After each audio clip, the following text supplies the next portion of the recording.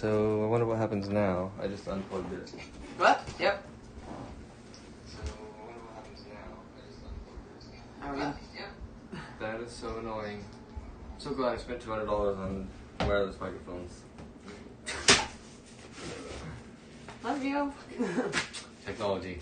Anyways, thanks for standing by as we work that out.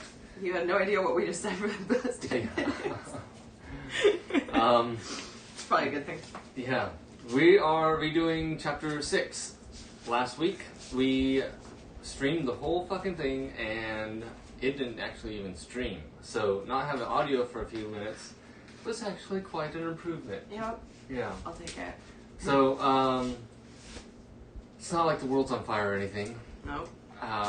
Saying that, if you've lost a home, you've got friends who've lost a home, you're in threat of being evacuated soon or evacuating at the present, the thoughts are with you. I have a friend that built a house from scratch for his family. My heart is broke. It is most assuredly in flames. The little store just a mile up the street from his house, we've got video of it being completely burned down. So this is a really tough time. On top of everything else. Who knows what will be happening next weekend or next week when we're reading. 2020. We have a whole week to figure that out. Alright, but we are going to read this book nonetheless. Hope that you can join us, and hope that you get as much out of it as we get. As you may also have noticed, we now have 2 books. I forgot tissues this time, but I don't anticipate crying. Oh wait, no, I did last time. So yeah, I'm gonna cry. Just bear with us. Alright, so we're chapter 6, which is 115. And it is called You're Wrong About Everything, But So Am I. Alright. Ready, Ben? Let's do this. Okay. 500 years ago, great start. Cartographers believed that California was an island. Doctors believed that slicing a person's arm open or causing bleeding anywhere could cure disease. Scientists believed that fire was made out of something called phylloxera. Yeah, whatever.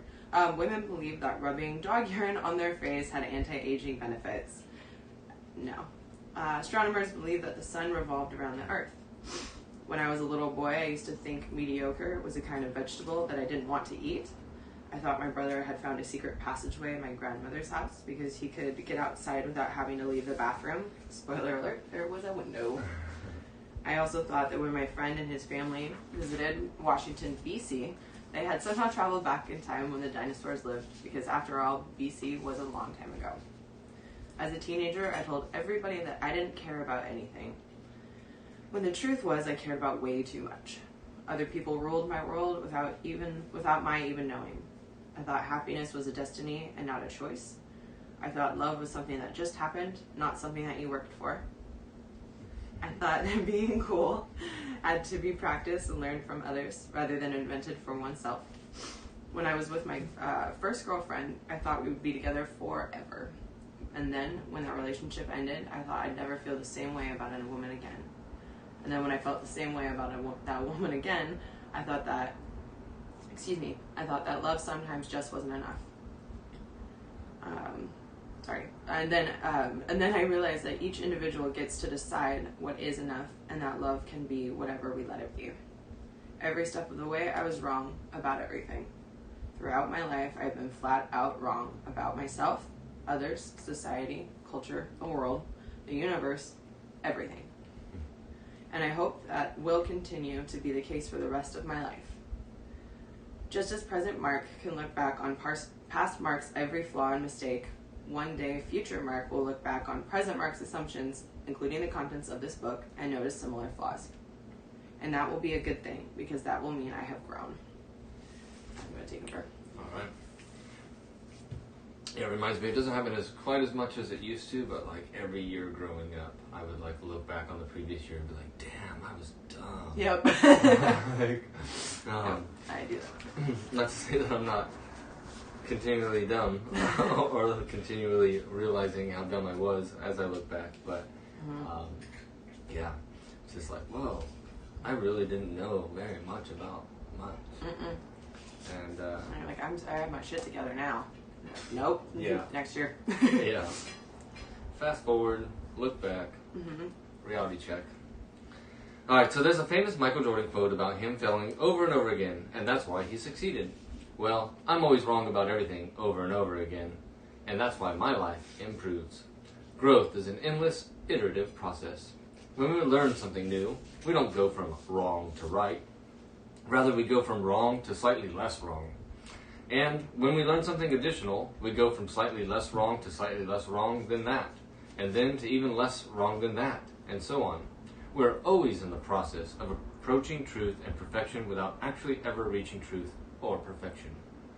We shouldn't seek to find the ultimate right answer for ourselves, but rather we should seek to chip away at the ways that we're wrong today so that we can be a little less wrong tomorrow. When viewed from this perspective, personal growth can actually be quite scientific. Our values are our hypothesis. Go ahead. This behavior is good and important, that other behavior is not. Our actions are the experiments. The resulting emotions and thought patterns are our data. There is no correct dogma or perfect ideology. There is only what your experience has shown you to be right for you. And even then, that experience is probably somewhat wrong too.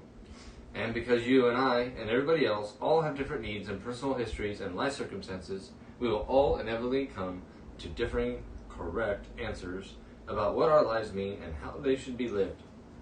My correct answer involves traveling alone for years on end, living in obscure places, and laughing at my own farts. How can you not laugh at your own farts?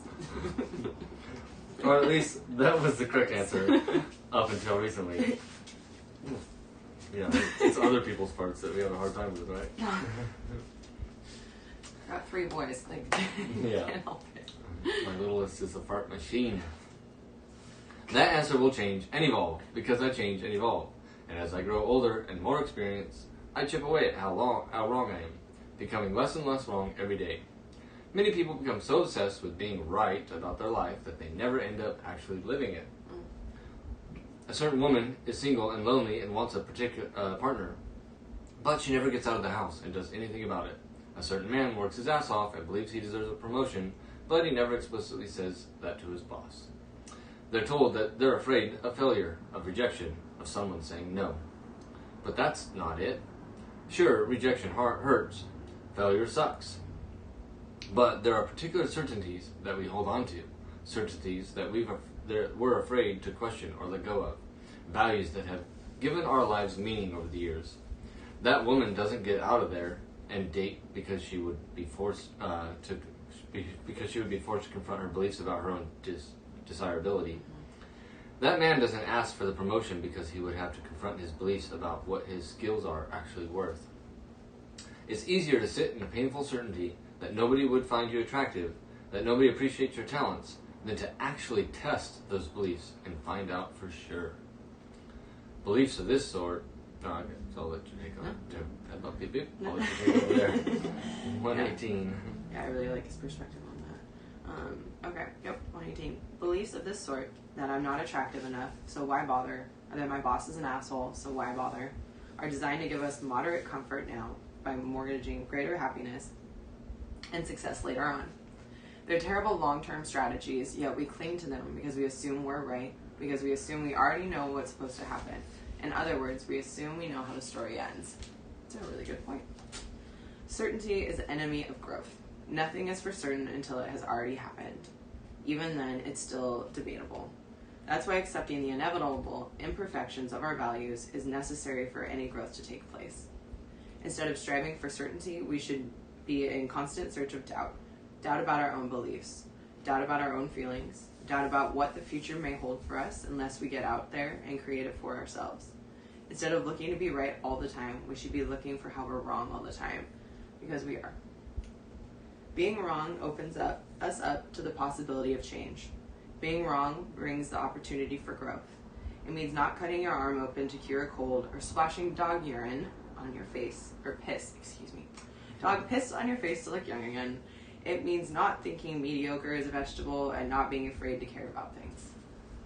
Because there's something that's weird but true. We don't actually know what a positive or negative experience is. Interesting. Some of the most difficult and stressful moments of our lives also end up being the most formative and motivating. Some of the best and most gratifying experiences of our lives are also the most distracting and demotivating. Don't trust your conception of positive negative experiences. All that we know for certain is what hurts in the moment and what doesn't, and that's not worth much. That goes by survival skills. Yeah. Just as we look back in horror at the lives of people 500 years ago, I imagine people 500 years from now will laugh at us and our certainties today, if we make it that far. Really optimistic today.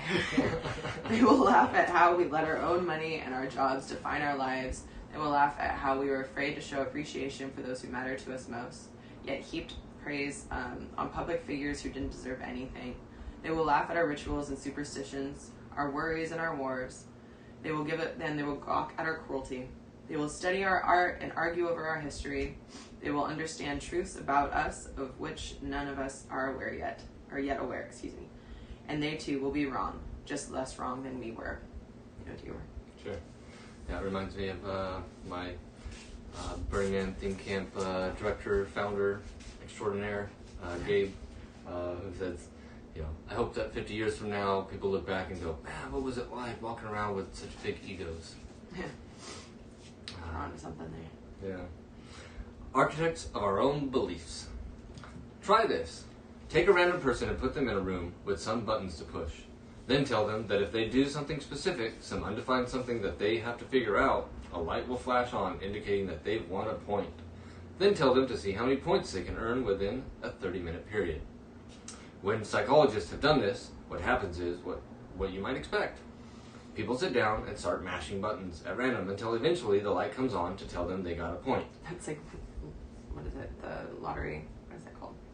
When you sit, oh my god. You sit and play slots or whatever. Mm-hmm. Is it just called slots? Sorry, anyway. Yeah, and then you start trying to develop a pattern. Trying to, yeah. Sorry. It says logically, they then try repeating whatever they were doing to get more points. Except now the light's not coming on. So they start experimenting with more complicated sequences. Press this button 3 times, then this button once, then wait 5 seconds, and ding! Kind of like superstitions and all the things, right? Mm-hmm. Like we start to think, oh, well, if I do this, then this is going to happen. Mm-hmm. Correlation is not causation. Oh. Another point. But eventually that stops working. Perhaps it doesn't have to do with buttons at all, they think. Perhaps it has to do with how I'm sitting, or what I'm touching. Maybe it has to do with my feet. Ding! Another point. Yeah, maybe it's my feet, and then I press another button. Ding! Generally, within 10 to 15 minutes, each person has figured out the specific sequence of behaviors required to net more points. It's usually something weird like standing on one foot or memorizing a long sequence of buttons, pressed in a specific amount of time while facing a certain direction. But here's the funny part. The points really are random. Yeah. There's no sequence. There's no pattern. Just a light that keeps coming on with a ding. And people doing cartwheels thinking that what they're doing is giving them points. Sadism aside, the point of the experiment is to show how quickly the human mind is capable of coming up with and believing in a bunch of bullshit that isn't real. And it turns out we're all really good at it. Every person leaves that room convinced that he or she nailed the experiment and won the game. They all believe that they discovered the perfect sequence of buttons that earned them their points. But the methods they came up with are as unique as the individuals themselves. One man came up with a long sequence of button pushing that made no sense to anyone but himself. One girl came to believe that she had to tap the ceiling a certain number of times to get points. When she left the room, she was exhausted from jumping up and down. That would be too. Alright, so 122. Our brains are meaning machines. What we understand as meaning is generated by the associations our brain makes between 2 or more experiences.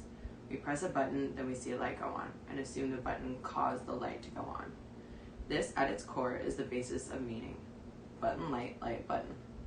We see a chair, we note that it's gray. Our brain then draws the association between the color gray and the object chair. Forms meaning the chair is gray. Our minds are constantly worrying, generating more and more associations to help us understand and control the environment around us. Everything about our experiences, both external and internal, generates new associations and connections with our minds. Everything from the words on this page to the grammatical concepts you use to decipher them, to the dirty thoughts your mind wanders into when my writing becomes boring or repetitive. Each of these thoughts, impulses, and perceptions is composed of thousands upon thousands of neural connections, firing in junction, alighting your mind in a blaze of knowledge and understanding. But there are two problems. First, my brain isn't perfect. We mistake things we see and hear. We forget things or misinterpret events quite easily. Yes. Second, we create meaning for ourselves. Our brains are designed to hold on to that meaning. We are biased toward the meaning of our mind has made, and we don't want to let go of it, even if we see evidence that contradicts the meaning we created. We often ignore it and keep on believing anyway. The comedian Emma Phillips once said, "I used to think the human brain was the most powerful organ in my body. Then I realized who was telling me this." It's really good. The unfortunate fact is most of what we come to know and believe is the product of the innate inaccuracies and biases present in our brains. Many or even most of our values are products of events that are not representative of the world at large, or are the result of totally misconceived pasts. The result of all of this, most of our beliefs are wrong. Or to be exact, all beliefs are wrong. Some are just less wrong than others. That definitely seems to be the theme of this chapter.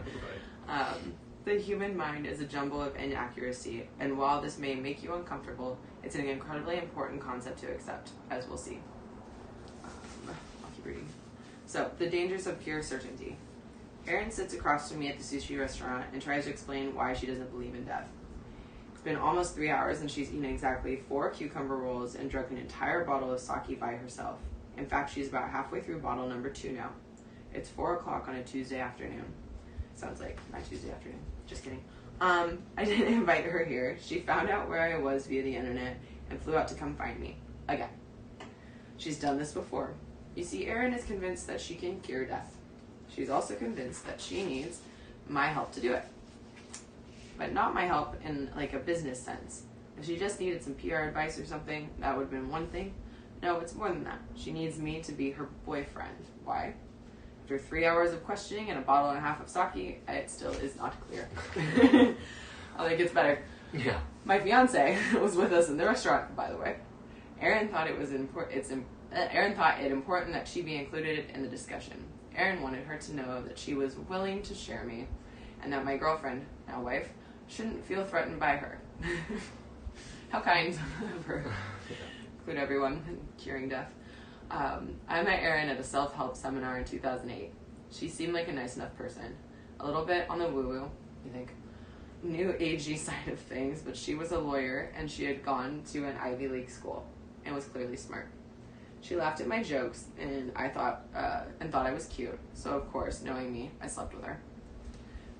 A month later, she invited me to uproot across the country and move in with her. This struck me as somewhat of a red flag. Just a little tiny one. So I tried to break things off with her. She responded by saying that she would kill herself if I refused to be with her. Okay, so make that 2 red flags. Promptly blocked her from my email and all my devices. This tells you how long ago that is, because they're using email to talk to each other. This would slow her down, but not stop her. Years before I met her, Erin had gotten into a car accident and nearly died. Actually, she had medically died for a few months. Moments, wow. that's Idiocracy. Damn. Yeah, so she had, great. Actually, she had medically died for a few moments. All brain activity had stopped, but she had somehow miraculously been revived. When she came back, she claimed everything had changed.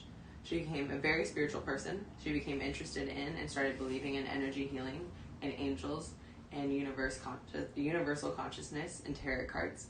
She also believed that she had become a healer and an empath and that she could see the future. And for whatever reason, upon meeting me, she decided that she and I were destined to save the world together. To cure death, as she put it. All right. After I blocked her, put the block on her, she began to create a new email address. She began to create new email addresses, sometimes sending me as many as a dozen angry emails in a single day. That would make me want to date her. Oh yeah. She created fake Facebook and Twitter accounts that she used to harass me as well as people close to me. She created a website identical to mine and wrote dozens of articles claiming that I was her ex-boyfriend and that I had lied to her and cheated her, that I had promised to marry her and that she and I belonged together. When I contacted her to take the site down, she said that she would take it down only if I flew to California to be with her. This was her idea of a compromise. You know, just be reasonable. Yeah. Try to compromise with you. Also, this makes me look really good. I'm a great girlfriend. You are a great girlfriend. Compared to this. Okay. Agree. And through all of this, her justification was the same. I was destined to be with her. That God had preordained it. That she literally woke up in the middle of the night to the voices of angels commanding that our special relationship was to be the harbinger of a new age of permanent peace on earth. Yes, she really told me this. By the time we were sitting in that sushi restaurant together, there had been thousands of emails. Whether I responded or didn't respond, replied respectfully or replied angrily, nothing ever changed. Her mind never changed. Her beliefs never budged. This had gone on for over 7 years by then, and counting. Yeah. He must have been really good that one time they had sex or something. I don't know. Yeah. Narcissist. His grandiose ideas of how important they are and how connected they are and how they have visions and they can see and Cure death. Cure death and yeah. And so it was in the small sushi restaurant with Erin guzzling sake and babbling for hours about how she cured her cat's kidney stones with energy tapping that something occurred to me. Erin is a self-improvement junkie. She spends tens of thousands of dollars on books and seminars and courses. And the craziest part of all this is that Erin embodies all the lessons she learns to a T. She has her dream. She stays persistent with it. She visualizes and takes action and weathers the rejections and failures and gets up and tries again. She's relentlessly positive. She thinks pretty damn highly of herself. I mean, she claims to heal cats the same way Jesus healed Lazarus. Come the fuck on.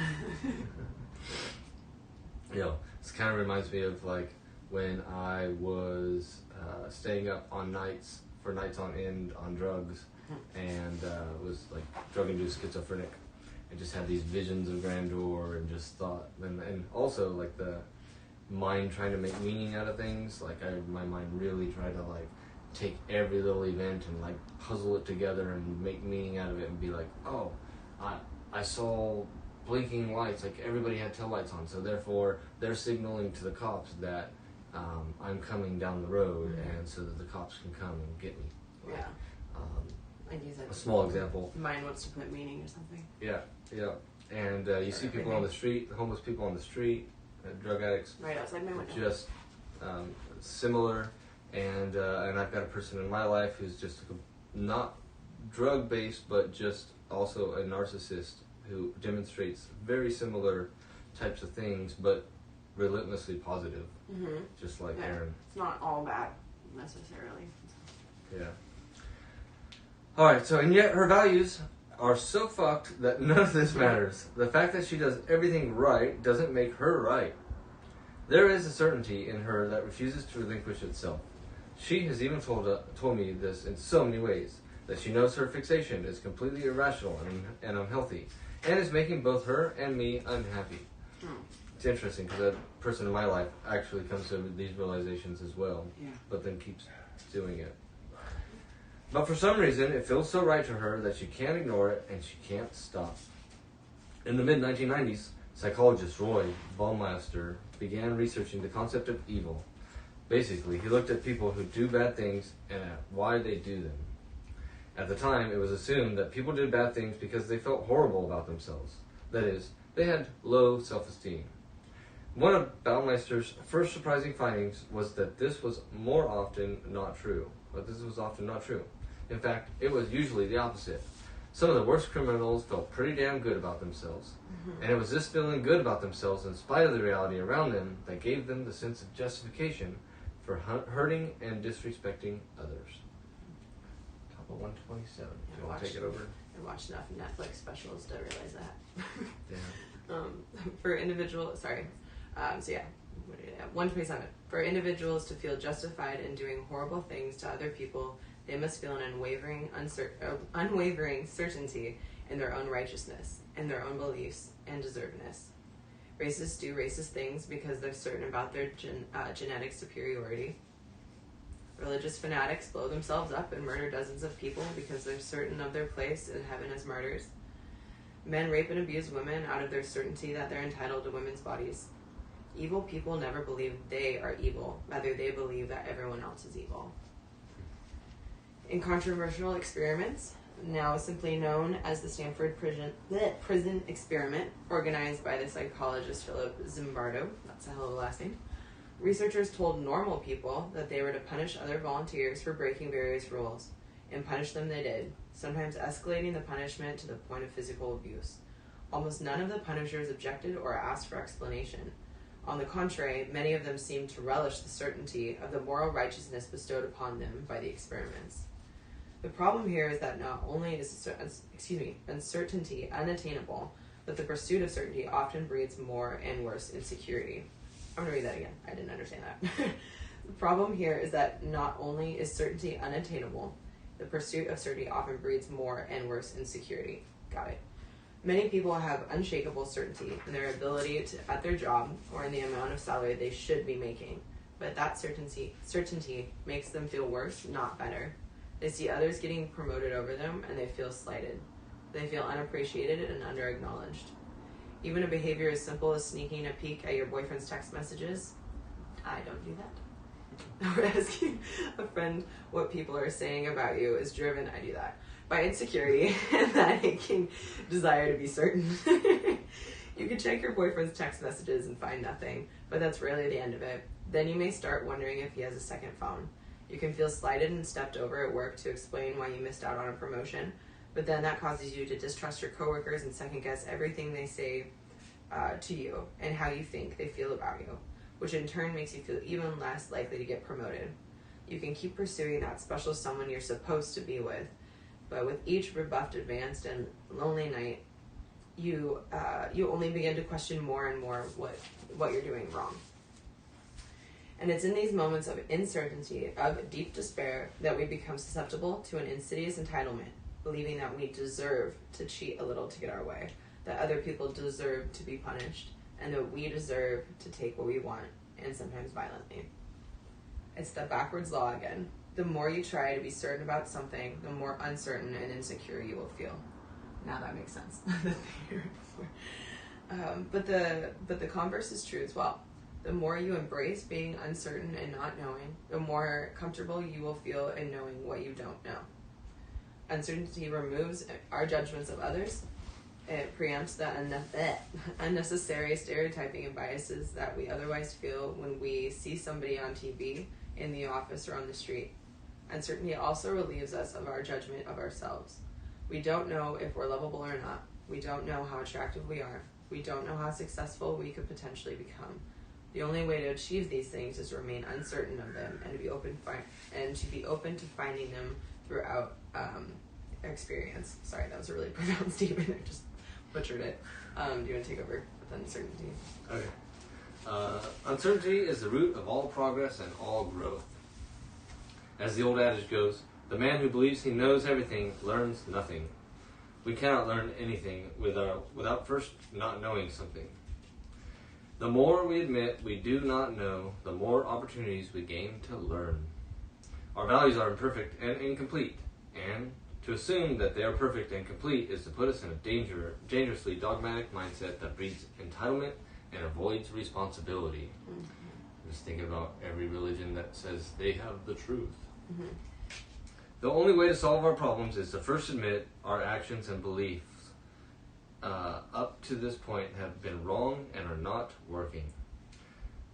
This openness to being wrong must exist for any real change or growth to take place. Before we can look at our values and prioritizations and change them into better, healthier ones, we must first become uncertain of our current values. Yep. We must intellectually strip them away, see their faults and biases, see how they don't fit in with much of the rest of the world, to stare our own ignorance in the face and concede. because our own ignorance is greater than us all. Manson's Law of Avoidance, top of 130. Chances are you've heard some of Parkinson's Law. Work expands so as to fill up the time available for its completion. You've also undoubtedly heard of Murphy's Law. Whatever can go wrong will go wrong. Well, next time you're at a swanky cocktail party you want to impress somebody, try dropping Manson's Law of Avoidance on them. The more something threatens your identity, the more you will avoid it. Yeah. That's a zinger.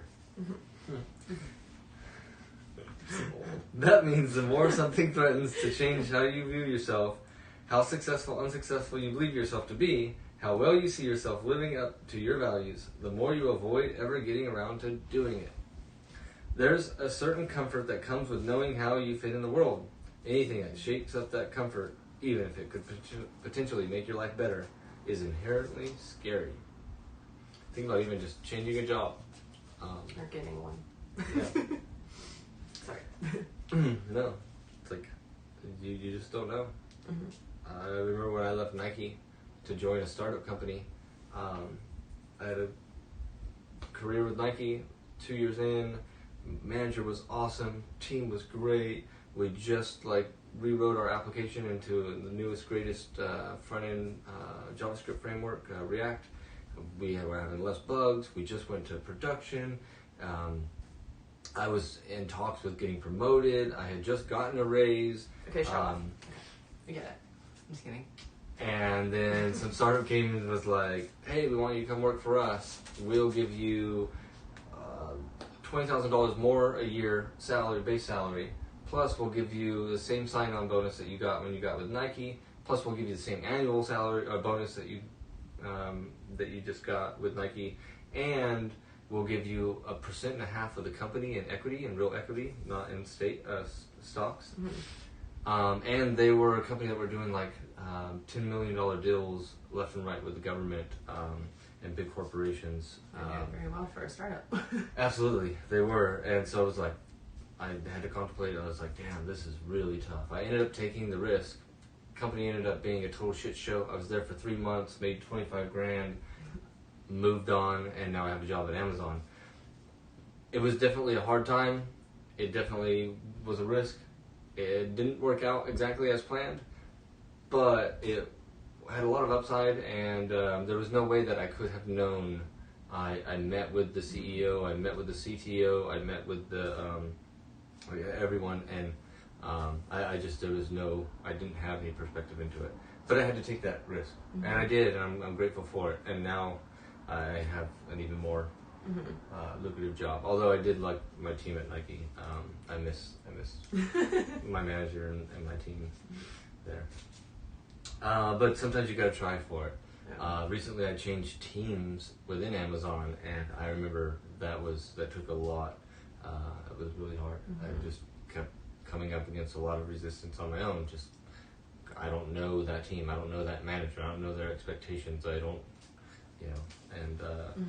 Yeah, so going back to the avoidance. Yeah. Anything that threatens your identity and what it is that you know about yourself to be true. I don't know if I'm going to be good enough. I don't know if I'm going to meet their expectations. I don't know if, all that stuff, right?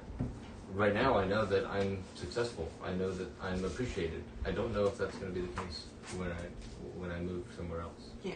And that's scary. It threatens my identity, for sure. Manson Law applies to both good and bad things in life. Making $1 million could threaten your identity just as much as losing all your money. Becoming a famous rock star could threaten your identity just as much as losing your job. This is why people are often so afraid of success. For the exact same reason they're afraid of failure. It threatens who they believe themselves to be. Can you go over there? Yep. Alright. Top of 131. You avoid writing that screenplay you've always dreamed of. You avoid apparently reading correctly. I avoid reading out loud with great skill. You avoid writing that screenplay you've always dreamed of because doing so would call into question your identity as a practical insurance adjuster. You avoid talking to your husband about being more adventurous in the bedroom because that conversation would challenge your identity as a good moral woman. You avoid telling your friend that you don't want to see him anymore because ending a friendship would conflict with your identity as a nice, forgiving person. These are good, important opportunities that we consistently pass up because they threaten to change how we view and feel about ourselves. They threaten the values that we've chosen and have learned to live up to. I had a friend who, for the longest time, talked about putting his artwork online and trying to make a go of it as a professional, or at least semi-professional artist. He talked about it for years. He said about money. He even built a few different websites and uploaded his portfolio. But he never launched. There was always some reason. The resolution on his work wasn't good enough, or he had just painted something better, or he wasn't in a position to dedicate enough time to it yet. Years passed, and he never did give up his real job. Why? Because despite dreaming about making a living through his art, the real potential of becoming an artist nobody likes was far, far scarier than remaining an artist nobody had ever heard of. Or at least he was comfortable with, and he used to be being an artist nobody had ever heard of. I had another friend who was a party guy, always going out drinking and chasing girls. After years of living the high life, he found himself terribly lonely, depressed, and unhealthy. He wanted to give up his party lifestyle. He spoke with a fierce jealousy of those who were in relationships and more settled down than he was. Yet he never changed. For years went on, empty night after empty night, bottle after bottle. Always some excuse, always some reason he couldn't slow down. Giving up that lifestyle threatened his identity way too much. The party guy was all he knew how to be. To give that up would be like committing a psychological harikar. What is it? Harikar? Yeah. I don't know what that is. All right. We have values for ourselves. We all have values for ourselves. We protect these values. We try to live up to them, and we justify them and maintain them. Even if we don't mean to, that's how our brain is wired.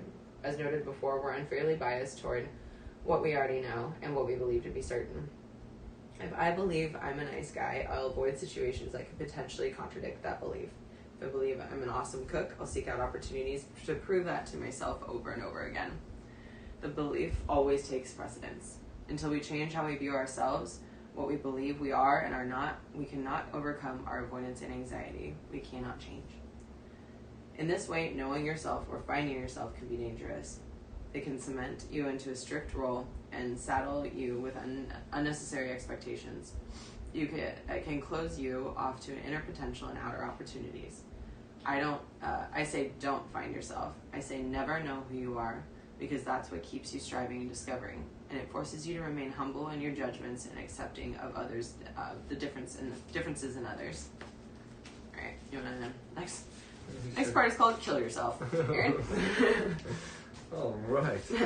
Top of 133. Buddhism argues that your idea of who you are is an arbitrary mental construction that you should let go of. The idea that you exist at all. That the arbitrary metrics by which you define yourself actually trap you, and thus you're better off letting go of everything. In a sense, you could say that Buddhism encourages you to not give a fuck. It sounds wonky, but there are some psychological benefits to this approach to life. When we let go of the stories we tell about ourselves to ourselves, we free ourselves up to actually act and fail and grow. When somebody admits to herself, maybe I'm not good at relationships, then she is suddenly free to act and end her bad marriage. She has no identity to protect by staying in a miserable, crappy marriage just to prove something to herself. When the student admits to himself, maybe I'm not a rebel, maybe I'm just scared, then he's free to be ambitious again. He has no reason to feel threatened by pursuing his academic dreams and maybe failing. When the insurance adjuster admits to himself,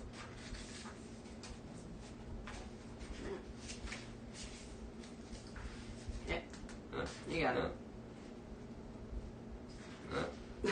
You know. Okay. When the insurance adjuster admits to himself, maybe there's nothing unique or special about my dream or my job. Then he's free to give that screenplay an honest go and see what happens. I have both some good news and some bad news for you. Of course he does. There is little that is unique or special about your problems. That's why letting go is so liberating. There's a kind of self-absorption that comes with fear based on an irrational certainty. When you assume that your plane is the one that's going to crash, or that your project idea is the stupid one everyone is going to laugh at, or that you're the one everyone is going to choose to mock or ignore, you're implicitly telling yourself, I'm the exception. I am unlike everybody else. I am different and special. This is narcissism, pure and simple. You feel as though your problems deserve to be treated differently, that your problems have some unique math to them that doesn't obey the laws of the physical universe. My recommendation, don't be special. Don't be unique. Redefine your metrics in mundane and broad ways. Choose to measure yourself not as a rising star or an undiscovered genius. Choose to measure yourself not as some horrible victim or dismal failure.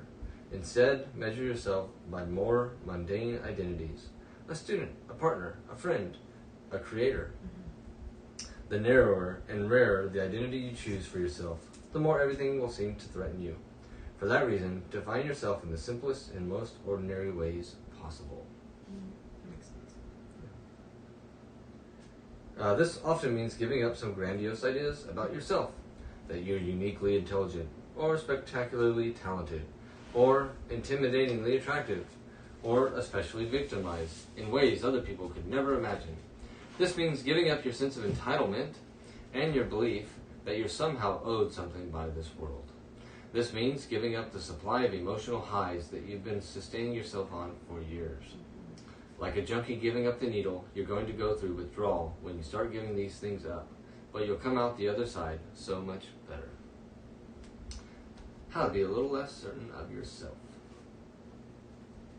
Do you want this one? Sure, yeah. Okay, so like Aaron said, how to be a little less certain of yourself. Question 1. What if I'm wrong? Whoa. What? Oh, just a whole Wow. paragraph.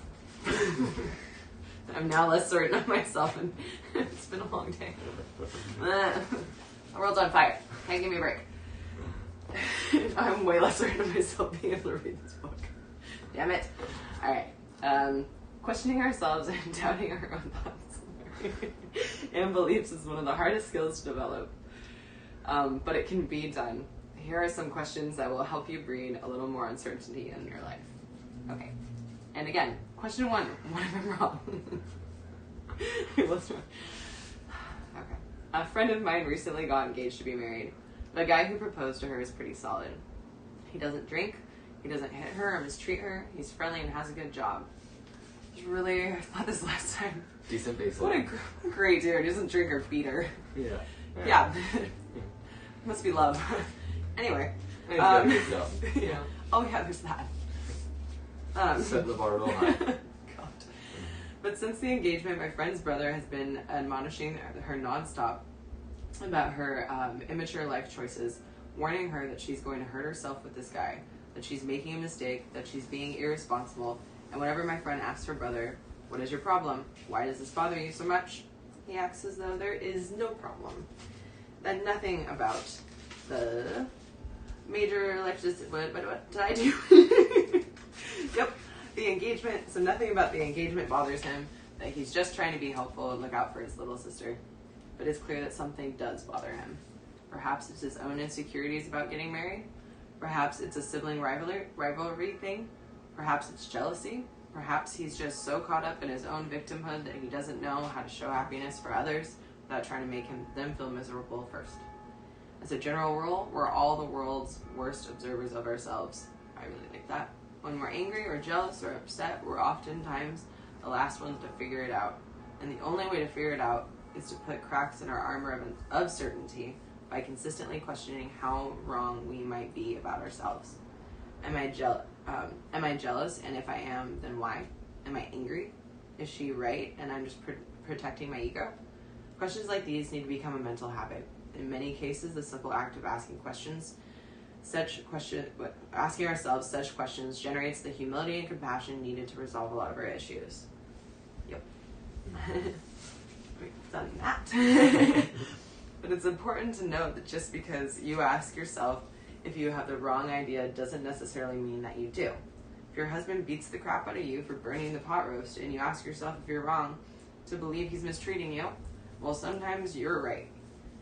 The goal is merely to ask the question and entertain the thought at the moment, not to hate yourself. It's worth remembering that for any change to happen in your life, you must be wrong about something. If you are sitting there miserable day after day, then that means you're already wrong about something major in your life.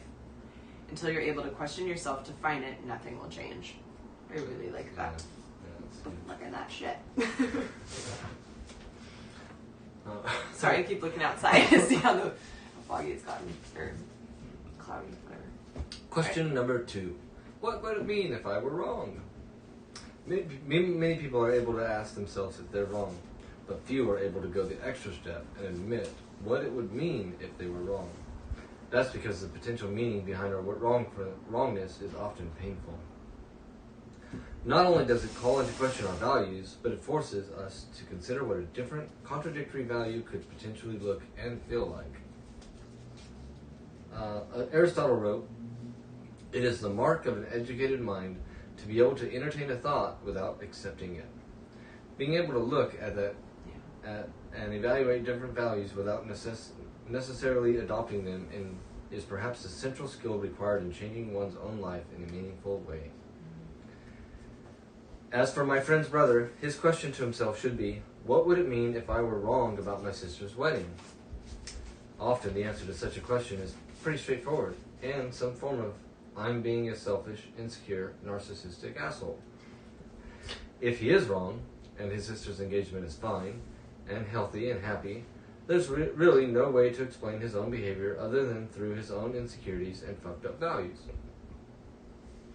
He assumes that he knows what's best for his sister, and that she can't make major life decisions for herself. He assumes that he has the right and responsibility to make decisions for her. He is certain that he's right and everybody else must be wrong. Even once uncovered, whether in my friend's brother or in ourselves, that sort of entitlement is hard to admit. It hurts. That's why few people ask the difficult question. But probing questions are necessary in order to get at the core problems that are motivating his or our dickish behavior. Dickish. Go over. Question number 3. Would being wrong create a better or worse problem than my current problem for both myself and others? This is the litmus test for determining whether we've got some pretty solid values going on or we're totally neurotic fuckwads, taking our fucks out on everyone, including ourselves. The goal here is to look at which problem is better, because after all, as Disappointment Panda said, life's problems are endless. My friend's brother, what are his options? A. Continue causing drama and friction within the family, complicating what should otherwise be a happy moment, and damage the trust and respect he has with his sister, all because he has a hunch, some might call it an intuition, that this guy is bad. Yeah, his ex was definitely woo-woo. Yep. Or B. Mistrusts his own ability to determine what's right or wrong for his sister's life and remain humble, trust her ability to make her own decisions, and even if he doesn't, live with the results out of his love and respect for her. Most people choose option A. That's because option A is the easier path. It requires little thought, no second guessing, and zero tolerance of decisions other people make that you don't like. It also creates the most misery for everyone. It's option B that sustains healthy and happy relationships built on trust and respect. It's option B that forces people to remain humble and admit ignorance. It's option B that allows people to grow beyond their insecurities and recognize situations where they're being impulsive or unfair or selfish. But option B is hard and painful, so most people don't choose it. My friend's brother, in protesting her engagement, entered into an imaginary battle with himself. Sure, he believed he was trying to protect his sister, but as we've seen, beliefs are arbitrary. Worse yet, they're often made up after the fact to justify whatever values and metrics we've chosen for ourselves. The truth is, he would rather fuck up his relationship with his sister than consider that he might be wrong, even though the latter could help him grow out of the insecurities that made him wrong in the first place. Bottom of 139. All right. Cool. This is the end of it. I try to live with few rules, but one that I've adopted over the years is this. If it's down to me being screwed up or everybody else being screwed up, it is far, far, far more likely that I'm the one who's screwed up. I have learned this from experience. I have been the asshole acting out based on my own insecurities and flawed certainties more times than I can count, and it's not pretty. that's not to say there aren't certain ways in which most people are screwed up. And that's not to say that there aren't times when you'll be more right than most other people. It's simply reality. If it feels like it's you versus the world, chances are it's really just you versus yourself. Truth. Yep. Preach. I liked how we discussed things as we were going through the book, because it's always hard for me to remember. I'm like, that's a great point, and then I'm like, wait, what? Yeah, exactly. So Doing the helpful. recap at the end is a little harder. That's why I always go to the subsections, and kind of that helps me refresh when we do the recap. But we did kind of share as we went through. Yeah. And I did bookmark this part. The more something threatens your identity, the more you will avoid it. And like you said, we already kind of talked about that, but just relating to that, I've shared before, I've been, had my struggles with certain things, like eating disorder or being unemployed or drinking, things that I didn't realize I identified so closely with, even if they're things that caused me a lot of pain and have made my life a lot harder. But my fear of, just not having that identity of having an eating disorder, even though I'm healthier now, I just didn't realize that I was I'm the girl that's in recovery overcoming this eating disorder. And then once I did that, it was well, who the fuck am I? Being unemployed and not having a lot of income and everything, I didn't realize how ingrained my identity is with that, and my self-esteem, even though it's shit. It's not I'm oh, this is great. It's still a part of how I see myself, and I have been, and Aaron and I talked about this a lot, especially recently, didn't realize how much that fear of succeeding had me staying, even though in this uncomfortability of where my life is at, and just staying put as seeing myself as this unemployed or unemployable, kind of fucked up, broke ass person. And even though that's super uncomfortable and it's made my life really fucking hard, I have stayed there for about a year and a bit. So, but now, because it's something you're familiar with, even though you don't like it, you know it. Yeah. What you don't know is something else. Right? Yeah, and I would have to face, like he was talking about in the book, have to face my fears of, and of not being employable. What if I am, not smart enough, or if I'm not going to get another copywriting job, I have to face those things. So instead of going out there and trying and being rejected, I'm staying in this uncomfortability of where I am at right now. So it was really helpful to realize that I've, tied so much to my ego and my identity around having, being unemployed and being broke all the time, and fear of letting that go and being successful. But now, thanks to this book, obviously something I read last week as well, has really helped me, instead of being so afraid and living in fear, but rather being okay, like he was saying with the other examples, what opportunities do I now have, being more excited about them, because I'm cut my identity with all those fear-based ideas about myself. So now it's just what else is out there? I'm stoked on it, versus just not thinking anything's gonna happen. So yeah. So keep you guys updated on my whole job search. But yeah, so that that really resonated with me. I liked what he said about just you're always wrong about something, and not always. I think a lot in our society is always trying to find yourself and know yourself, and we have all these hashtags about who we are and our identities, and we screen names for shit. Who says screen names? I don't know what they're called. Where you identify yourself and just kind of summarize yourself, and there's nothing. Well, it's helpful, but he was saying, never knowing who you are, because that's once you find these ideas and these ideologies, you're just going to keep looking for those things to reinforce that. So I really liked how you said, never find yourself. Yeah. I know,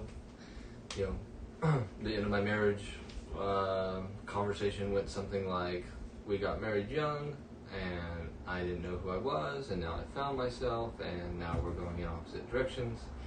But the truth of the matter is that, you've heard of the 7-year itch. We go through cycles and we go through things in our lives where we do kind of feel lost, and then we feel like we find ourselves. And generally, though, I'm the same person I've always been. Like, at my core, I've got the same, like, core life philosophies and approach and values. Some of those things have been magnified, other things have been, the edges have been knocked off, and stuff, but, like, generally, I'm still the same person, you know. But I can easily say, like, oh, I found myself, I'm a different person. Like, now I'm partying versus before I was not partying. Once I was religious and a minister, and, like, I've lived several lives. Yes. And but yet through it all, it's like, at any one of those stages, I could have said, I have found myself, and now I no longer am, like, who I was. But I don't identify myself with those roles. I identify myself with my values, my course, who I am as a person. And that's not changed very much. It's just been shaped. And so, anyways. So you already knew this part of the book. My little 6-year-old, he's going to be 7 in a week. He just likes to argue. He thinks he knows everything. And kids think they know everything, but he thinks he knows everything. Yes. And he'll know nothing about it. You know, he'll just argue about the smallest of things. And I'm constantly trying to let him know, hey, you're going to really, like, it's going to be helpful in life if you don't take this approach. Like, you should approach life as, maybe I don't know. Maybe I should ask. Maybe I should find out. Maybe I should inquire and be, you know. I'm just, like, trying to help him, direct him to be more of a student and have a learner mindset than a know-it-all and argue mindset. Because every time he's wrong. Yep. Yeah. Every time he's wrong. Yep. He, like, missed out on so many McDonald's orders by being convinced that they were going to have what he wanted, or that Dad was lying about something. So if he was right all the time, there's gonna be a lot less, like, chicken nuggets in his life. But yeah, that's a good. Yeah, so always be questioning and always learning. So next week we've got, what do we got? Chapter 7. I mean, unless this one didn't record, but I think we're just gonna. I mean, yeah, it did, but just skip up after that. Failure is the way forward. There you go. Yeah. That works. That's appropriate. Subsections: the failure success paradox, pain is part of the process, and the do something principle. Sweet. Kind of sounds like his buddy that never launched his website. At my work, we have a leadership principle called bias for action. Sometimes it's like you have to decide, I may not be doing the best thing or even the right thing, but I spent as much time, I tried my best to do what I think is right, and at some point I just have to go with it. And if I discover that it was not right, hopefully I can make those necessary changes. And just continue to check yourself along the way. But that's all you can do.